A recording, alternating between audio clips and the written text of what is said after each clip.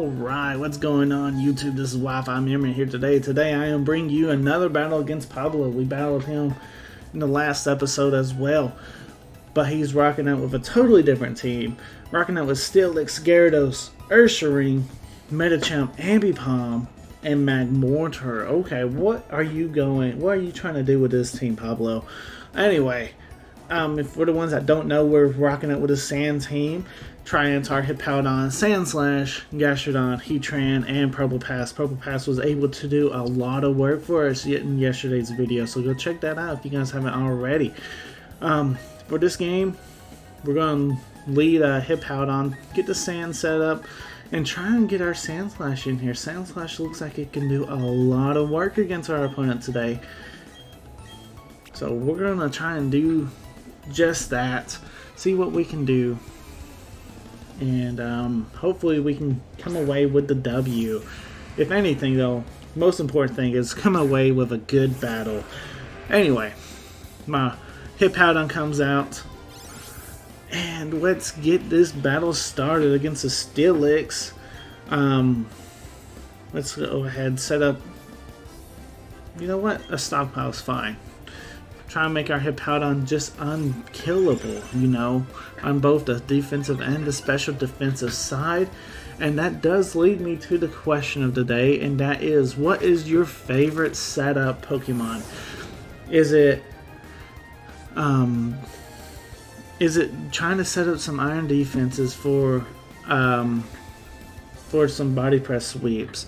Or is it Dragonite using Dragon Dance? Just let me know what your favorite setup Pokemon is. I don't know, maybe it just varies just a little bit as well, because I mean that's really something that, you know, maybe it just depends on your team preference as well. You know, everyone probably has something a little bit different. How much damage are we doing? That's good damage.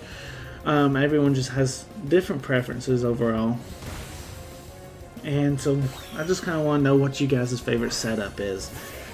And Probopass coming out off the Dragon's Health from the Steelix. We did good damage, but Probopass is definitely not the Pokemon that we want in here, because Probopass is not going to be able to do so much. I'm expecting though an Iron Tail, right? Like, this feels like one of those, I'm just going to Iron Tail.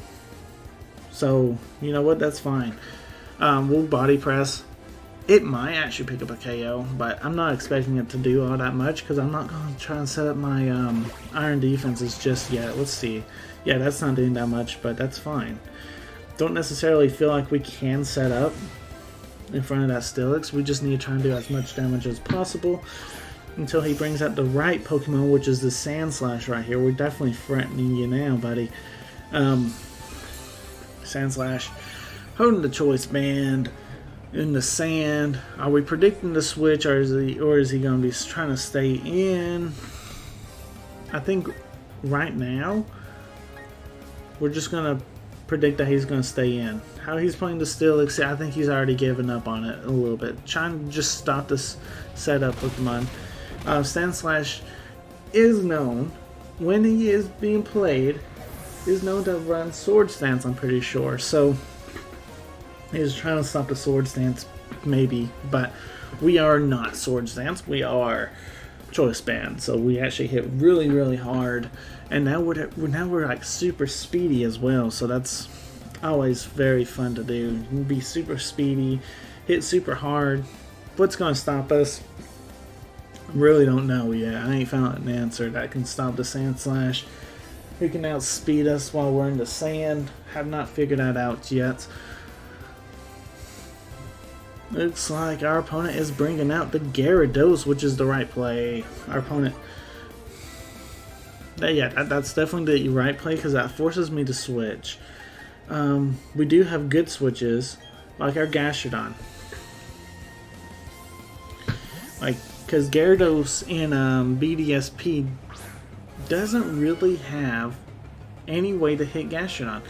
It has maybe an Ice Fang, it has Crunch, but we don't have to worry about Power Up or Power Whip.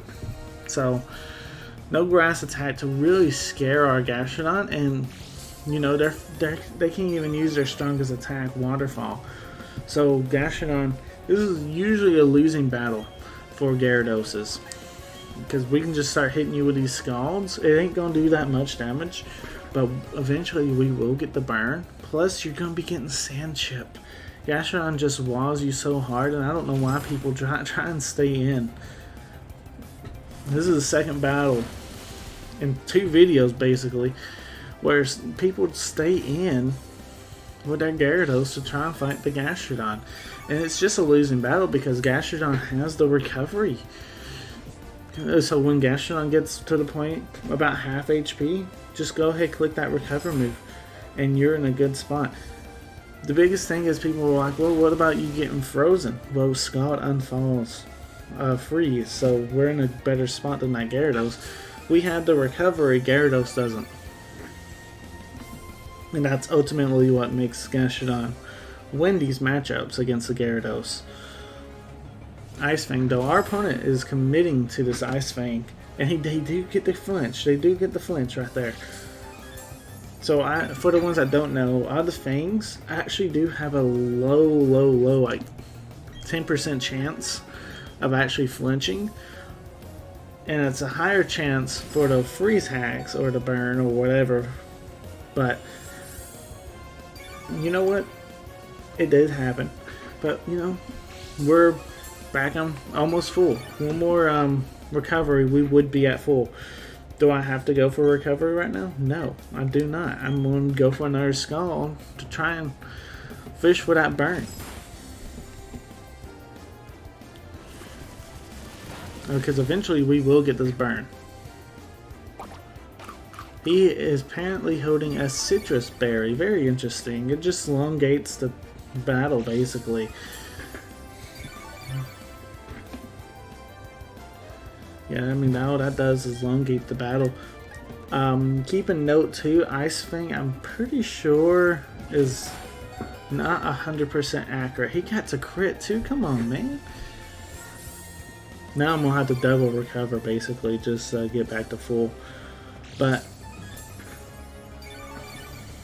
he's getting everything but the freeze, I'm pretty sure that he wants, right? And eventually you're wearing out of your Ice Fangs too. So okay, how we're looking now, Gastrodon can go for about 2 or 3 Scalds. Should be able to pick up this KO, or be very close at that point, onto the Gyarados, and we'll be sitting solid. Eventually, hopefully his Ice Fang will miss one time. Like I said, it does have has a chance of missing. Scald will melt the ice, so that freeze. So he's getting every hacks in the book, and it's still not helping him. Because my Gastrodon's still sitting around, you know, just chilling, you know, like, yeah, you know, you got the freeze on us. I'm shocked that we ain't got the burn yet. How many times we've hit you with a Scald? Why are you not getting burnt, you know?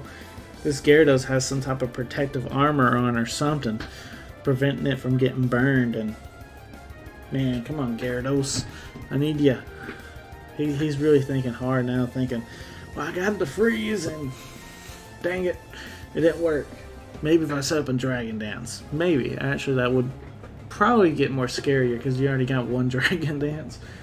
Like, if you overpower the Gastrodon with setting up the Dragon Dance, that's when you become more scary than the Gastrodon, obviously. So, I mean, at that point, I don't see why you don't see the opportunity to try and set up a Dragon Dance. Because, I mean, you know how much damage we're doing to you. And, I mean, the only reason we're going for the Scald over the Ice Beam, though, is so that we can get this burn on you, and that just makes the battle a lot easier for our other Pokemon.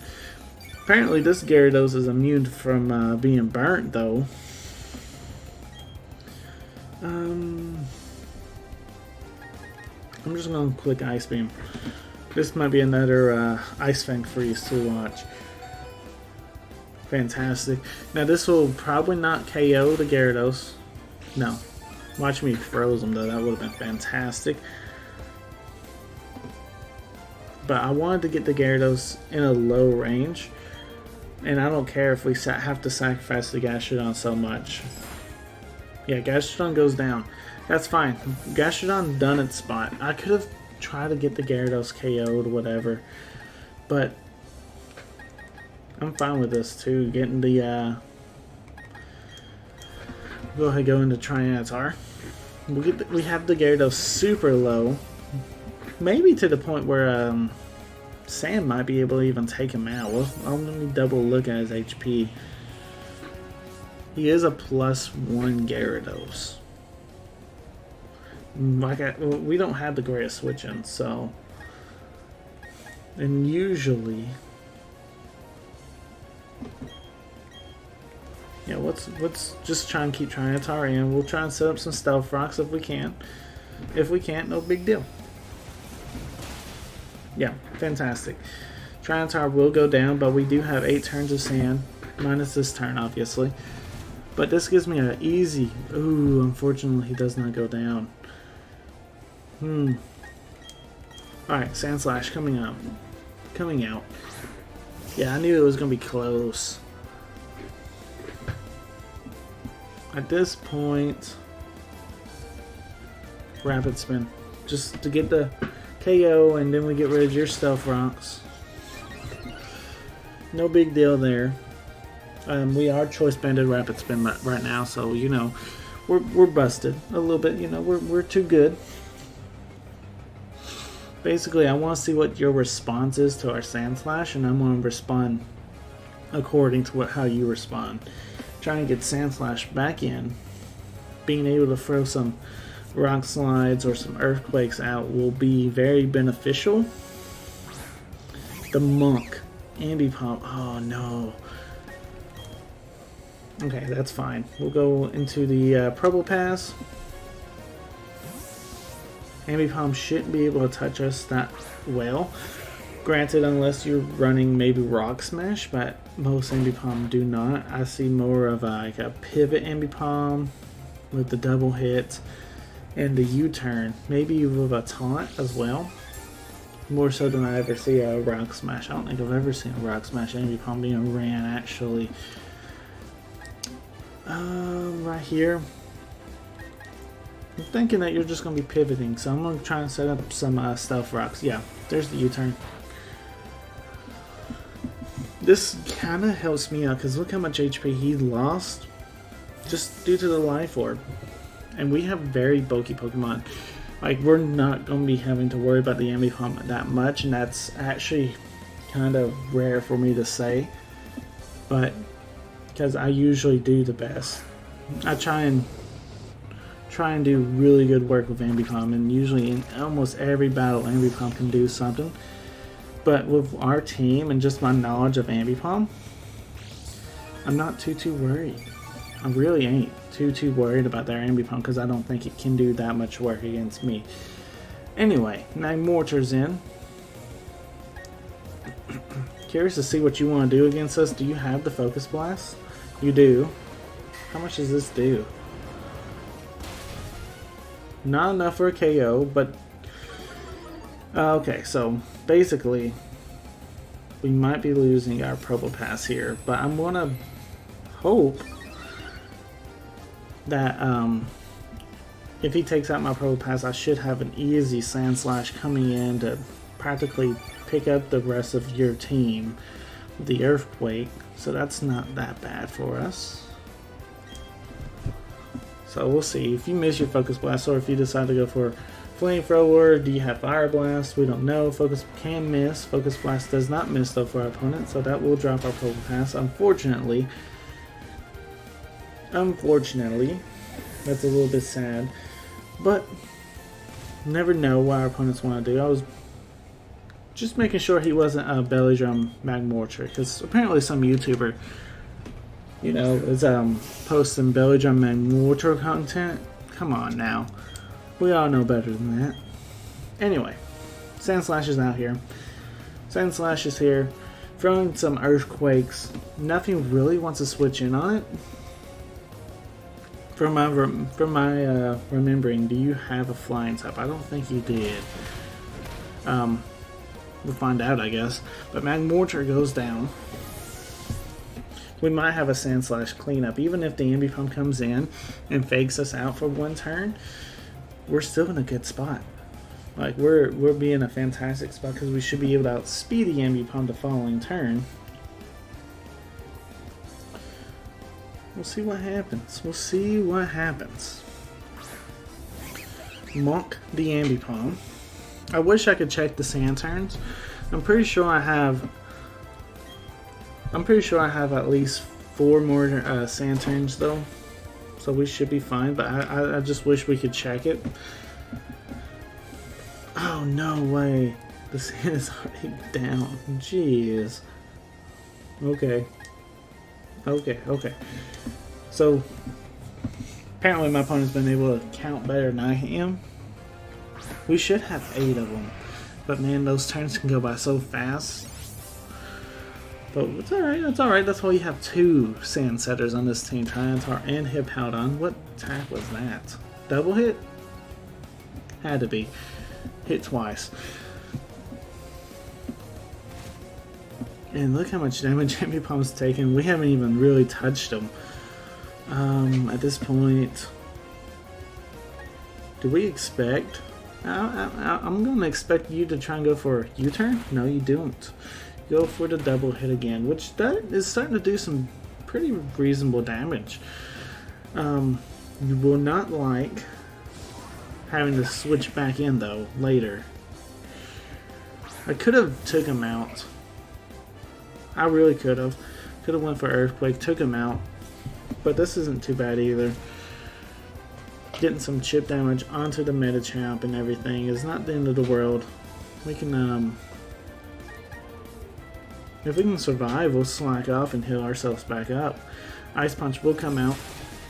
Takes us out, that's fine. I'm just trying to get us in a scenario to where Sandslash can just come in and pick up the W, basically. And at this point, I feel like Sandslash is in the best spot because we can take Ambipom's fake out. We have enough speed on our side thanks to our ability. Who are you bringing out? Monk? You're just gonna let me get this free KO against your Ambipom? Okay. That was probably your only damage output at this point. I don't necessarily remember your last Pokemon, but I'm pretty sure we're good. We're fine. Grizzly, let's see. Yeah, we should be able to easily take this thing out, right? We should be able to outspeed this thing and take this thing out. Because Ursaring is more of an offensive threat than a defensive threat for sure. Ursaring goes down, and then your last Pokemon's Medicham, we'll just clean that thing up too with our Earthquake, and that should be game.